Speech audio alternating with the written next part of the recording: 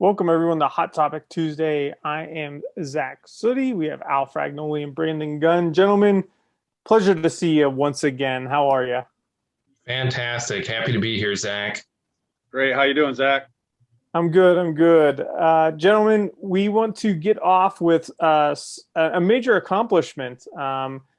Miggy has hit his 500th home run. Um, being from Detroit, what does this mean for the city, for the team, and for Miggy, one of the most fun players to watch in Major League Baseball in recent decades? Al? Yeah, this was exciting. I wanted him to do it in front of the home fans. The conspiracy theory in me, Zach, thinks that the Tigers wanted more revenue coming in through those gates with ticket sales. So they said, "Hey, Miggy, your homestand here of 6 games, don't hit a bomb." No, I'm joking, but it was fantastic to see him do it. And in Toronto, the fans were very, very classy. He got a curtain call, but he becomes the 28th player in Major League history, and baseball's been around since 1869, I believe. So, been around for a long time, and he's only the 28th player to accomplish this feat, which is special. The first Detroit Tiger player to accomplish this is pretty amazing, considering the Tigers have been around for 121 years. So, I was excited to see him do it, and what a great guy who just always has a smile on his face. And that dugout, you can tell he loves the game of baseball, loves being around his teammates. So no better person to do that. And I'm sure his home country there of Venezuela, his people there are incredibly excited for his country, and what a feat it is, because you're going to see a lot of young kids that are going to respect Miggy and want to perform just like he did and pick up the game of baseball. So very exciting that Cabrera was able to accomplish this. And now on to the next goal, which is going to be 3,000 hits. And I think he gets there by the end of this season. It'll be close, but it'll be exciting to see him accomplish that as well. Brandon, your thoughts? Well, I mean, we've talked a lot about how Detroit sports have been for us recently here in the area. So this gave us a highlight. It gave us something to reach for, and a lot of buzz in the city. The stands were packed in the recent home games, to your point, Al. And so it was good to see something bring a little bit of life into Detroit sports. He's one of only 5 players to win a Triple Crown and hit 500 home runs, which, I mean, that's awesome. And I think in terms of the fun that he has when he plays the game, I think that was well documented by all of his teammates reaching out to him, or ex-teammates, former teammates, people around the league, just reaching out and congratulating them with more than just a congrats. Justin Verlander came out and cited the relationship that they had, and some of the things that he wanted from Cabrera or what have you, and it shows that they just have a great relationship. So I think that he's been fun to watch over the years. Everybody sees him playing first base and messing with the guys that get there. And, he was messing with Otani last week. And I think it was great for it to happen.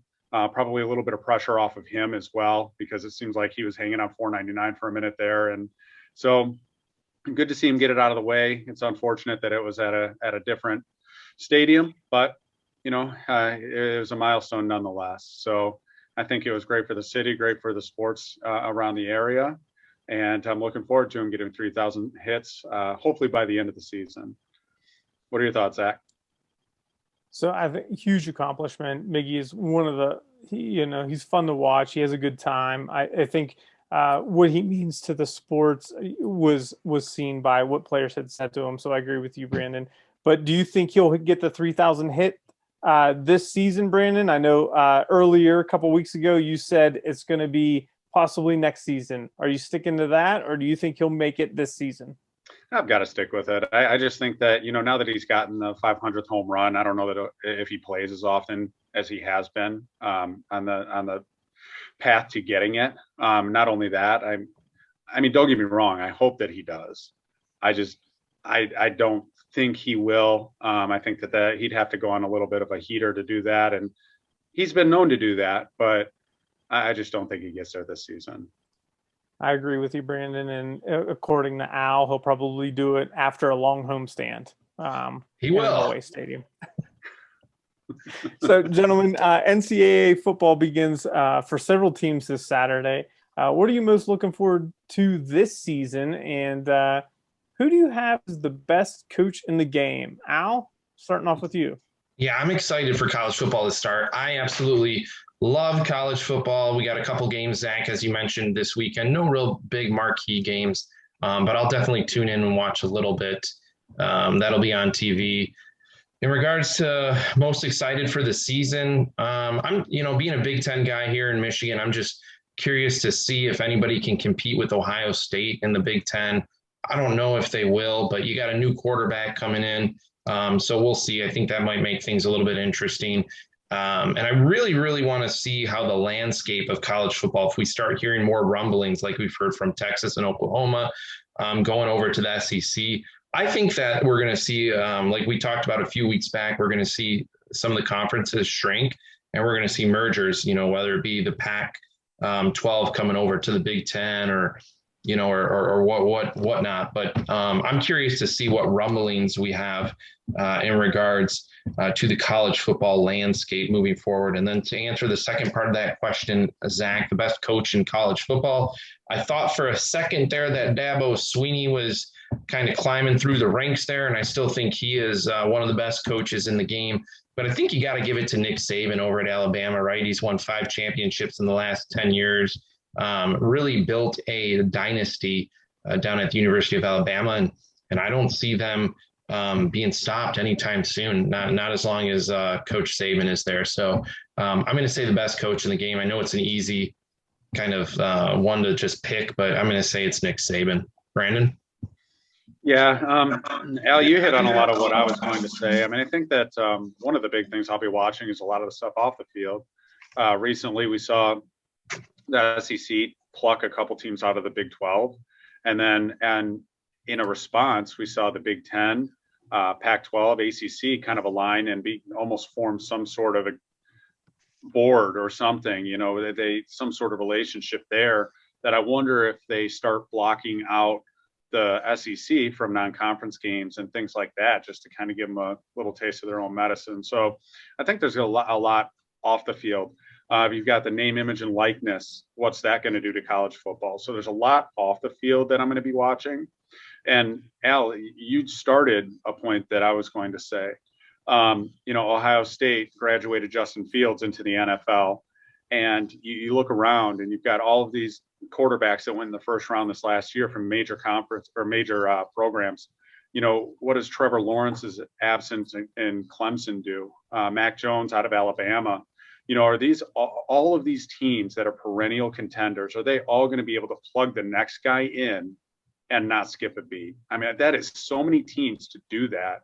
It'll be interesting to see. So locally here, I mean, I think we got Michigan State and then Michigan. They're looking right now like 6-7 win teams, if that. So locally, I don't know that there's a ton of storylines outside of what the coaches are going to do if their programs don't take that next step forward. So that has me looking to the broader college football arena and just seeing what these teams that are replacing quarterbacks are going to do and how these outside factors are going to affect the overall game of college football. What about you, Zach? What are you looking forward to? Yeah, I'm with you, Brandon. I think the name, image, likeness, and the power struggles between conferences is going to be interesting to see how they play out throughout the season and into seasons into the future. Al, I know it's painful for you to say, Ohio State being a top team in the nation once again. But I don't know if anyone's going to compete, and it'll be interesting to see how that plays out. So I'm excited about college football. I'm excited, for football in general, and watch hours upon hours on Saturdays. So it'll be fun. So, gentlemen, want to end with something a little bit exciting in your home turf of Michigan. We have the Little League World Series going on in a local team, I believe, from Taylor, Michigan, making some headlines locally for you. So just wanted to talk about Little League World Series. It's obviously something that is exciting and fun for people of all ages. And what do you enjoy most, Al? And what have you watched, or what are you rooting for at this point? Yeah, Zach, I love the Little League World Series. And, you being a Pittsburgh guy, it still blows my mind. We were talking earlier that you haven't been to Williamsport, PA yet to check out a Little League World Series. That is definitely on my bucket list. So maybe we can do that together. Check it out. But, I love the Little League World Series. There's something special about it. Those kids are enjoying themselves. They're having a blast. They're on ESPN. So once in a lifetime experience for a lot of them. Love what Major League Baseball is doing by playing a game there as well. They just, the other night, Sunday Night Baseball, had the Angels and the Indians playing a game there, and the kids are watching and interacting. So it's really awesome to see that. I think Major League Baseball could probably pump it up a little bit and put a little bit more marketing behind it to get more viewership and more people engaged. But I love that they're doing that. Love everything about the Little League World Series. And as you mentioned, Zach, Taylor, Michigan, not too far here outside of Detroit, is playing some good baseball right now. So we're hoping here in Michigan that they can keep playing well. We're cheering on the Taylor, Michigan boys, and we hope they bring home a championship. Brandon? Absolutely. Yeah. I would echo all your sentiments. Best of luck to the Taylor team there. Hopefully they represent Michigan well and bring home a championship. But I think that what I really love about the Little League World Series, and we hit on that with Miggy earlier, is not you get to strip everything down just to the basics of playing a game and having fun on the field, and the passion of a kid's game. And I love seeing kids get there. It's achieving a goal, but it's also seeing kids play a game and just having a ball. I love the little interview segments that they do and who their favorite players are. And, they interview guys, and then every once in a while you get a kid who has a funny line, and I just love that stuff. I think it's great to put on for my kids. I've got an 11 and 8-year-old, so it's great for them to watch, to see that, there's things that they can achieve, and they love watching it. So once again, best of luck to the team from Taylor. I love the Little League World Series. I think it's great that they do it. And to your point, they do need to publicize it a little bit more. I wish it was a little bit more mainstream and got a little more coverage. What about you, Zach?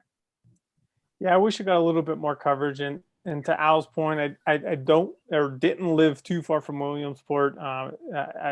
I wish I would have gotten there. So Al, I'll take you up on that. Let's make a trip one day. I think it was one of those things that I didn't want to go unless I played. And at my age, I guess I'm out of opportunities. I was hoping maybe an eligibility year would come out of, someplace, but that's not happening. But it's a wonderful, wonderful, thing to watch. I wish it had more publicity, but I've driven past the Williamsport area on multiple occasions, but never made it to the Little League World Series.